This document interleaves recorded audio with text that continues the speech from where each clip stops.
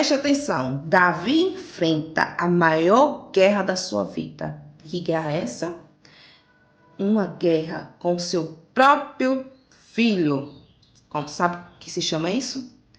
O preço do pecado. Quem acompanhou outro Café com Fé de ontem, né, a gente viu ali as consequências da desobediência. As consequências da desobediência de Davi, né? Deus leva ali o profeta Natan até o palácio para confrontar Davi, mostrar o seu erro, né? E dizer para ele que grandes coisas iam acontecer, que a espada não ia se apartar da casa dele. Por quê? Porque era consequência da escolha dele, do pecado dele, né? E aí começou uma sucessivão de sofrimento. Para entender um pouquinho a palavra de hoje, vamos embora tomar nossa xícara de café com a dose de fé, nosso café com fé em nome de Jesus. Mas antes de entregar nosso momento ao nosso papai. Senhor Deus, Pai amado, querido, muito obrigada por mais um momento em tua presença, Senhor. Graças te damos por mais um dia, Senhor Jesus. Ó Deus amado, nos ensina, Senhor Jesus, a ouvir a única voz do Senhor, meu Pai. Ó Deus amado, a gente possa entender, Senhor Deus, que cada escolha, cada erro gera consequências. Todo pecado tem um preço a se pagar, Senhor Deus. E como é alto esse preço, Jesus. Ó Deus amado, nos faz, Senhor Jesus, cada dia ser obediente à tua palavra, viver a tua palavra conforme a tua vontade, ó Pai. Que vidas possam ser tocadas e alcançadas através da tua palavra, que eu diminua, que o Senhor cresça para a glória exclusiva do teu nome. Amém e amém. O preço do pecado. Davi pagou um alto preço por conta desse pecado. Para você entender melhor, é só você voltar ao Café com Fé de ontem, que está lá por título, as consequências da desobediência. Você assiste de ontem e vem para o de hoje, né? E se bora abrir a tua Bíblia, que vai ser 2 Samuel, capítulo 18, versículo do 31 ao 33. Vamos ver, né? Davi enfrenta uma grande guerra com seu próprio filho, né? Absalão faz se revolta contra o pai, já por conta de outros acontecimentos mais atrás, né? Que aconteceu. E Absalão é expulso do palácio, né? Passa o tempo e ali ele acaba arrumando lá ali junto com outras pessoas ali e tal, e arruma um jeitinho e acaba voltando para o palácio. Só que ele volta para o palácio, não, para Jerusalém. Só que ele volta, né, com a intenção de enfrentar o pai, né, o rei Davi. E ali ele forma uma rebelião contra Davi, né, junto com os conselheiros Aitofel. O conselheiro de Davi trai Davi, né? O Aitofel é o avô de Betseba, né? Então ele trai Davi e apoia Absalão. E Absalão ali envolvido de ódio, de ambição, que queria tudo que o pai tinha, queria porque queria o pai, o lugar do seu pai, né?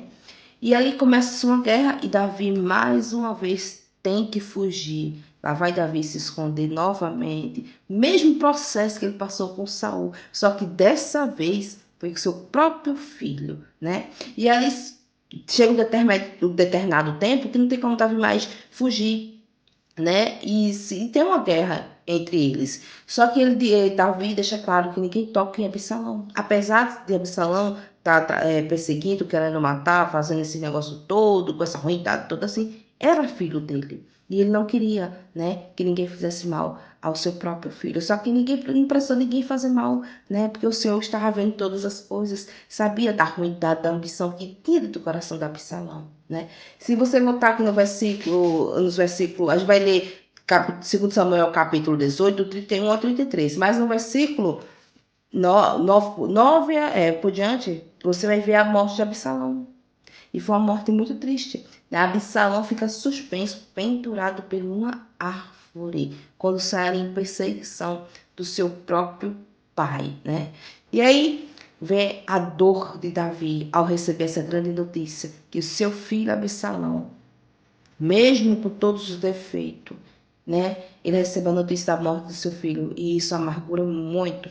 Abra aí tua Bíblia para acompanhar o que a palavra de Deus diz capítulo 18, vamos ler a partir do versículo 31, que diz bem assim: E eis que vinha o Cuxita e disse: Anunciar-te-ei ao rei, meu senhor, que hoje o Senhor te vingou da mão de todos que se levantaram contra ti. Então disse o rei ao Cuxita: Vai bem com o jovem, com Absalão? E disse o Cuxita: Seja como aquele jovem, os inimigos do rei, meu senhor, e todos que se levantaram contra ti para o mal. Então o rei se perturbou e subiu à sala que estava por cima da porta e chorou. Andando dizia assim: Meu filho Absalão, meu filho morreu. Meu filho Absalão, meu filho Absalão, quem me dera que eu morrera por ti, Absalão, meu filho. E muita gente ali não entendeu, né? Que Davi, como pode o homem querer tomar teu trono, te perseguindo e tal, e você ainda tá chorando por esse sujeito? Mas esse sujeito era o filho dele, né?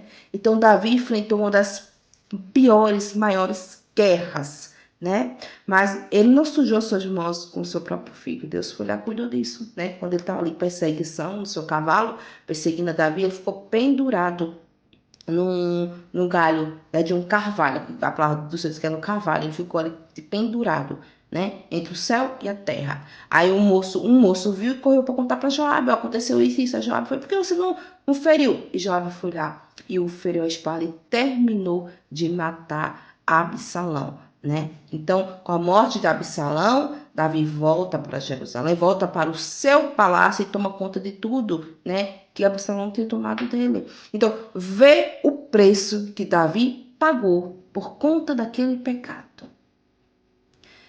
Vale a pena desobedecer à voz do Senhor? Vale a pena viver o seu querer, as suas vontades? Diga aí se vale a pena. Davi sofreu muito. E esse só foi um dos fatos do que aconteceu na época. Né? Teve mais, mas que se eu fosse trazer aqui toda a história de Davi, nossa! Né? Mas teve casos e casos. Tudo dentro da casa dele. Mas a palavra do Senhor ontem disse, né, que a espada não se apartaria da casa dele. Deus o perdoou pelo seu pecado, pelo seu erro, e ele reconheceu o seu erro. Pediu perdão, se rasgou ali diante do Senhor. Mas as consequências existiam, né? A escolha que Davi fez lá, né, no passado, né, dois pecados em um, como se diz, porque primeiro ele ficou com a mulher do seu soldado, de Urias, e ainda por cima, depois, planejou a morte de Urias. Você acha que Deus ia deixar barato? Você acha que por ele ser rei, por ele ser escolhido, ungido do Senhor, a mão do Senhor não ia pesar sobre ele? Não. Quando Deus é amor, como muitas pessoas dizem, Deus é amor, Deus me ama, Deus não quer nosso mal, Deus... Exatamente, Deus nos ama, Deus é amor, mas Deus é justiça, Ele faz justiça, entendeu? Deus não é a favor do que é errado, não. Se a partir do momento você está saindo do caminho dele, andando por caminhos tortuosos, fazendo o seu querer, pintando e bordando, achando que Deus não está vendo, que nada vai. Eu sou um servo, sou a serva do Senhor, sou profeta do Senhor, eu faço a obra, faço o quê? E tu estás isento de colher os frutos dos teus erros, do pecado?